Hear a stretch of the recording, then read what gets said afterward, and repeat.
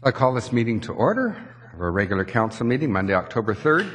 And speaking of dates, I'd like to take a trip down memory lane for a second at the beginning of the meeting. On January 1st of 1983, the federal government adopted the metric system. In June of that year, Brian Mulroney replaced Joe Clark as leader of the Progressive Conservative Party. And finally, 2 days before Christmas in 1983, Jean Sauvé was appointed Canada's first female Governor General.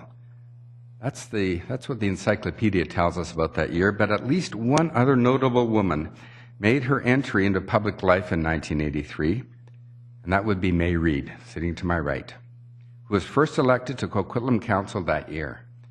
May took a break from council several years later, but returned to elected life in 1998 and has been on council continuously since then.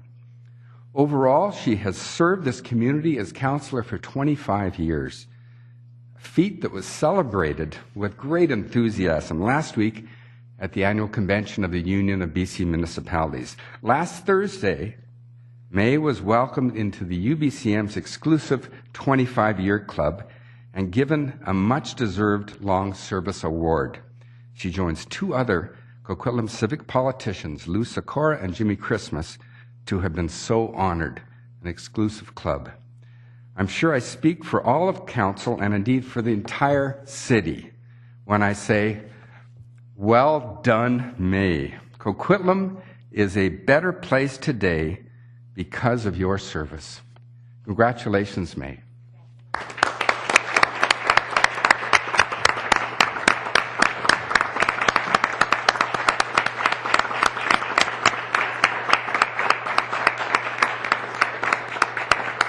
And on the screen behind us, you'll see the actual presentation at the UBCM convention.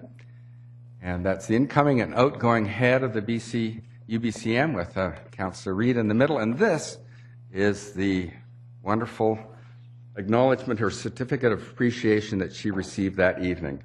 And May wanted City Hall to have it for a few days, and you're going to get to keep it for a few more days, May. Congratulations again. Did you want to say anything? Hang on a minute. Yes, go ahead. Well, what I didn't know about this was what Mr. Gilbert told me, was that the UBCM, which I did not know, has been around for over 100 years. That's even longer than I have been. But, you know, I'm quite, I was quite amazed at that. And there are 120 people over the 100 years that have got it. So I didn't think it was, I thought there'd be more people dumb enough than like I am to be 25 years here, but that was quite eye-opening to me. So thank you very much, all of you. Thank you, May. And so to the regular order of business, Mr. Clerk. Thank you, Mr. Chair. Item 1 this evening is minutes of the regular council meeting held on Monday, September 19th. Recommendation to approve. Moved by Councillor Marsden, seconded by Councillor Towner. Any discussion? All in favor? Opposed? Carried unanimously. Item 2 is minutes of the Coquitlam 125 Anniversary Steering Task Force meeting held Tuesday, September 13th. Recommendation to receive. Moved by Councillor Wilson, the chair of the committee, and you're not the chair, council representative, and seconded by Councillor Hodge. Any discussion? All in favor? Opposed? Carried unanimously. Item 3 was the subject of this evening's public hearing. It pertains to the zoning bylaw text amendment to the CD1 zone for the Waterfront Village Centre neighbourhood, commonly known as Fraser Mills. This is bylaw number 4698.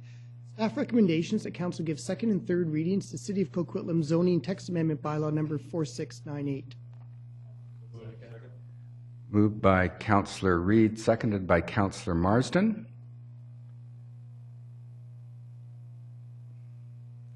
Councillor Zerbilla has a question. Actually, I'm just going to make a comment to Mr. and Mrs. Davies that I'm wearing your dry wax, and it's awesome. And I quite like the packaging, too, the new packaging. But it has nothing to do with this vote, but just thought I'd share it.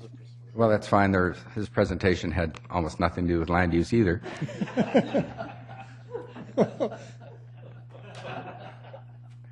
Anyway, any further comments or questions? I'll call the vote. All in favor? Opposed? Passes unanimously. I didn't think the chair would use his prerogative so early, but so he did. Item 4 pertains to fourth and final reading of zoning amendment bylaws numbers 4623 and 4635. This is a housing agreement bylaw and housing agreement bylaw number 4704, as well as development permit authorization pertaining to 945 and 951 Charland Avenue for a 41-unit, 4-story market rental apartment building. I just wanted to draw council's attention. Copy of the housing agreement bylaw is on your desk. It was just a slight version control with the actual report. The version in front of you on your desk is the version that you had at first, second, and third readings. I want to make that point to you. Perhaps somebody could address the difference between the two? Sure. Mr. Jarvie will speak to it, but perhaps just let me read the staff recommendation first. Please do. Yes, get it on the floor. Well, yes, could read it first. Staff recommendation is that council give fourth and final reading to City of Coquitlam zoning map amendment bylaw number 4623 for 945 and 951 Charland Avenue.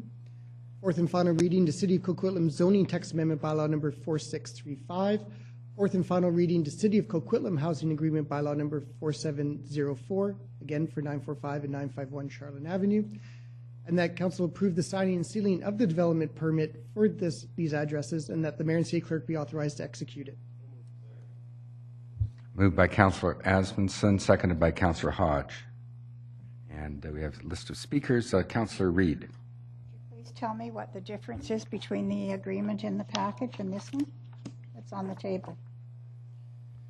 Thank you. Through your chair. Largely the bylaw, they had to do with some clerical as they updated some of the formatting, some of the wording in there. Some of it was a little awkward. More specifically, probably the biggest difference is the definition of term for the lifespan of the building. The version you have in front of you defines the life of the building as 60 years. Yes. So, and this was exactly the same bylaw that you considered for first, second, and third reading. What got attached to the fourth reading report was an incorrect version that hasn't been seen by council. It wasn't meant to, it was an outdated version. The version you have was the correct version now on the table. So this is the one we're voting on, the 60 years. Correct, and that was the one that you granted first, second, and third reading to. Well, I didn't, but everybody. Oh, sorry. Yes. Thank you. Welcome. Thank you. Councillor Wilson. Thanks. I'm very supportive of this, but the only question I have is about the Airbnb clause and the stipulation that it can't be rented for anything less than 30 days. Was there any consideration to making it even longer, like 60 days, to avoid it being rented out as an Airbnb for 2 weeks? And then being vacant for 2 weeks kind of thing? Staff had considered durations. We felt that 30 days was sufficient time. There is a need for short-term rentals for, like for instance, if someone's buying a new place and they're in between when they have the closing date and when they have to move into the new place, they may need a short-term place to stay for a month or so until they get their new accommodation. But staff felt that the 30 days was sufficient to allow enough flexibility to for that type of scenario, while also restricting the Airbnb for the vacation rental. Furthermore, the tourist accommodation use is not a permitted use in the zone, so it's outright not permitted. And do we have other zones in the city where that's not permitted? Or, sorry, I'm just trying to understand this. I mean, it's not permitted in a lot of areas, but it still happens, I guess is what I'm trying to say. Is that not a fair statement? Tourist accommodation is a permitted use, and we do have hotels within a number of our zones within the city. Specifically in regards to Airbnb, we don't outright allow that. But it still happens. Perhaps, yes. Okay, thank you. Thank you. Councillor Zerillo. Yeah, so I'm sorry, I'm just going to have to get clearer on this just because we had two different pieces of paper. So this was held at 3rd because there was some fine tuning that needed to be made to the housing agreement. So I wonder if staff could just point out the spots in the one that we just got on table tonight, the amendments that were made to this housing agreement between 3rd reading and now.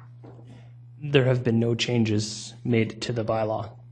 The bylaw had, for procedural purposes, has to be considered on 2 separate nights. So it was taken to council earlier in September. Council considered it, gave 3 readings, and this is coming back for the 4th and final reading, but no changes have been made to the bylaw. Okay, so I might have misunderstood, but my memory, if my memory serves me, the reason that we didn't go to 4th reading the last time on this was that there was mention that there was some tweaks that needed to be made to the housing agreement. So that, why didn't we go to 4th last time then, if there's no changes? I see the clerk kind of wanting to answer that. Through the chair to Councillor Zarrillo, if you'll recall, several council meetings ago, there we put the housing agreement report forward for council's consideration, but at the 11th hour, there's some unresolved issues between the applicant's lawyer and the city lawyer. So the applicant requested at that time that the item be deferred until the subsequent council meeting. So if you recall, I think it was 2 weeks ago, we brought forward the housing agreement bylaw. Council gave first, second, and third reading to it.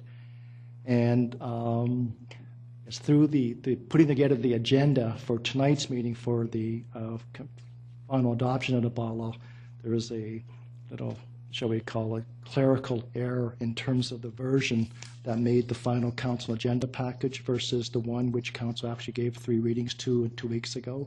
So the version you see before you tonight is the correct version which council gave, or some members of council gave 3 readings to 2 weeks ago. So that's great, because I had, for some reason in my mind, thought we held it at 3rd because there was some tweaks to the housing agreement that were going to be done. Thank you. Thank you very much. The item's been moved and seconded. Has it? All those in favor? Opposed? It's carried with Councillor Reid opposed.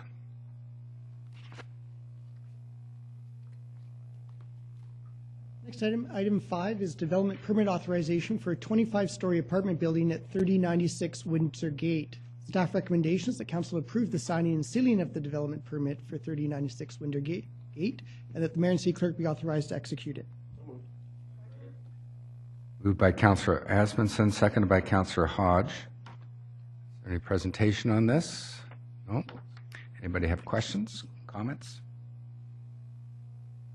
All those in favor? Opposed? Carried unanimously. Item 5 pertains to consideration of a housing agreement bylaw number 4713 for a 57-unit purpose-built market rental apartment building at 515 to 525 Foster Avenue. Staff recommendations that council give first, second, and third readings to City of Coquitlam housing agreement bylaw number 4713. Excuse me, this is item, sorry, you just named it item what? Item 6. I thought you said 5 again. Anyway, good. We're on item 6 now. Good. Thank you very much. No speakers. Councillor Zarrillo. Yeah, I do have a question. Go ahead. So I'm seeing that this is just the housing agreement, right? This isn't the development permit or anything. This is just the housing agreement. But I was just wondering if there is some update on the order in which this development is going to pass, because it seems to me that this portion, the building that's going to have the rental units, wasn't planned until wasn't in the first phase. So I'm just wondering if there's a change to the construction phase, the buildings that will be constructed in phase 1. Mr. Jari. Thank you. If you note, attachment 1 to the council report has an overall site plan, which does include the phase sequencing for the project. Phase 1 consists of the first market tower, And phase 2, it consists of the second market tower plus the rental building. Phase 3 would be the third lot, which is on North Road at the corner of Foster and Whiting there. So right now we're just on the phase 1, which is the. Phase 1, the application for building permit is being processed by staff and is Okay. nearing issuance. Okay. And the applicant has now applied for phase 2 building permit, which would include the rental building. Okay, thank you so much. Welcome. Any other questions? No? All in favor? Oh, Sorry, I'm just trying to. Does this one also have the 30-day clause in it? I don't remember seeing it. Yes, it does. Okay, thank you. Welcome. thank you very much. Try that again. All in favor? Opposed? Carried unanimously. Next item, item 7, is zoning amendment bylaw number 4700 in order to rezone the properties at 960 and 964 Walls Avenue RT1 two-family residential to facilitate a proposed subdivision. Staff recommendations that council give first reading to see if Coquitlam zoning amendment bylaw number 4700 and that bylaw number 4700 be referred to public hearing. Moved by Councillor Zerillo, seconded by Councillor Asmundson. All in favor? Opposed? Carried unanimously.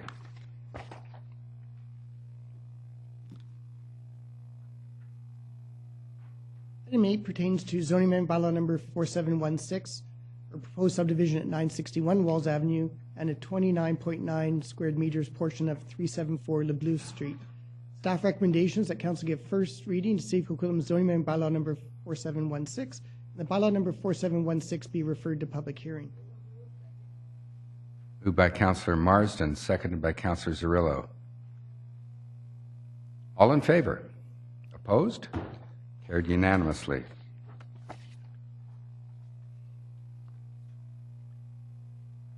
Item 9 pertains to bylaw notice enforcement amendment bylaw number 4717. Staff recommendations that council give first, second, and third readings to bylaw notice enforcement amendment bylaw number 4717. Our acting general manager of engineering and public works has some introductory comments to provide to council prior to its consideration.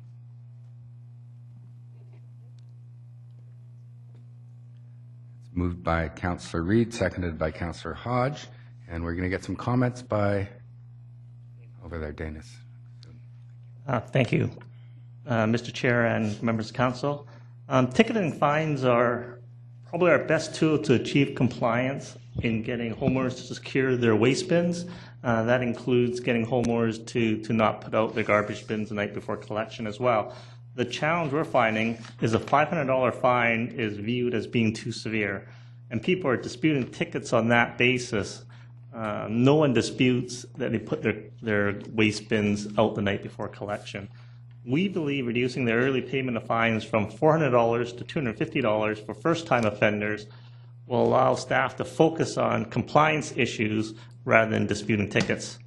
I'd just like to point out that amending bylaws are typically forward-looking, so this bylaw really applies to new tickets.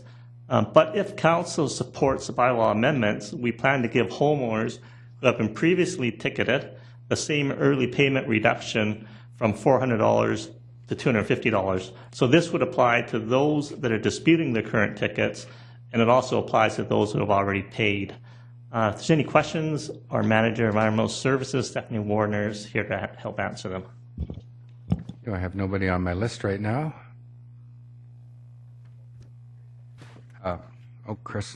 Councillor Wilson. Thanks. I just wanted to clarify when you'd mentioned that it applies to those who have already paid. You don't mean that they will be getting a refund, is that correct? Through the chair, yes, they will be getting a refund. So most of the people that paid have probably paid $400 for early payment. What we would do is we would refund the difference between $400 and $250 to them. So we would give them a refund of $150. Okay, because when we discussed this, I thought that was not possible. Sorry. My mind went blank there for a minute. I'm good, thank you. Thank you very much. Any other questions of staff? I'll call the question then. Oh, sorry. Councillor Marsden. And to clarify for the acting general manager, this applies to those that put the can out early only, not for those wildlife infractions. So if it's out and the wildlife gets into it, this reduction does not apply to that. Is that correct? I'll let Stephanie Warner answer. Yes, through the chair, the proposed bylaw would apply to the provision under the solid waste bylaw for early cart set out only. Okay. Thank you very much for clarifying that, because I think it's important for our residents to recognize that the vast majority of people are complying with the don't put it out before 5:30.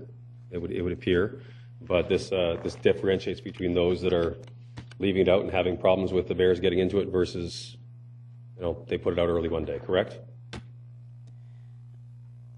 This bylaw provision applies to early cart set out only, so those residents who are placing their carts at the curb prior to 5:30 a.m. on their collection day.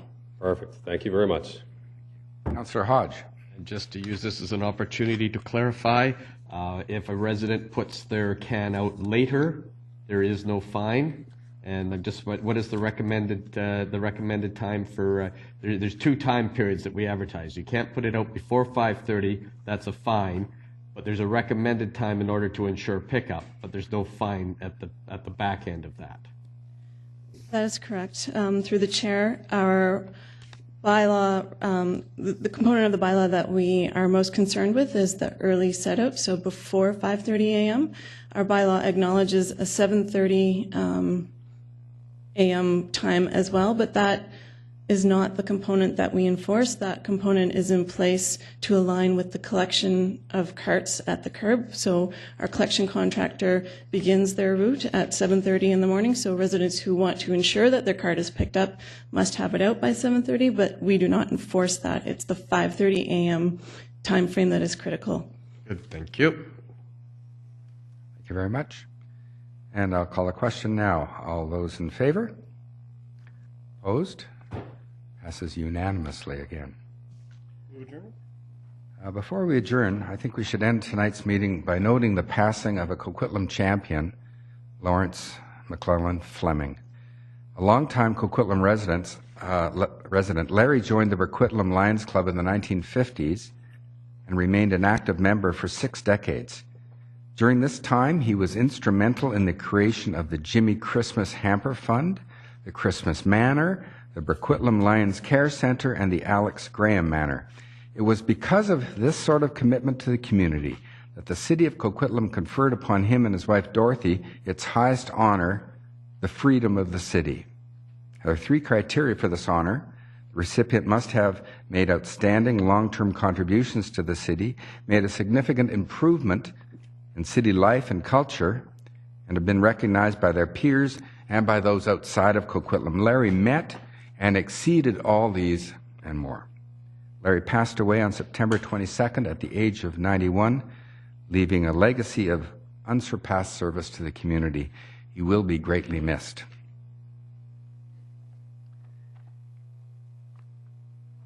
And on that, adjournment is moved and seconded. All in favor? Opposed? Carries unanimously. And as is our practice here, we now open the floor to questions from the public. All the rules and regulations are up on the screen there. Is there anyone wishing to raise a question on any item on the council agenda? Please raise your hand. Is there anyone wanting to raise any question? For the 3rd time, anyone wanting to raise any question? The question period is now over. Proceedings for the night are concluded. Thank you very much, ladies and gentlemen. You don't have to.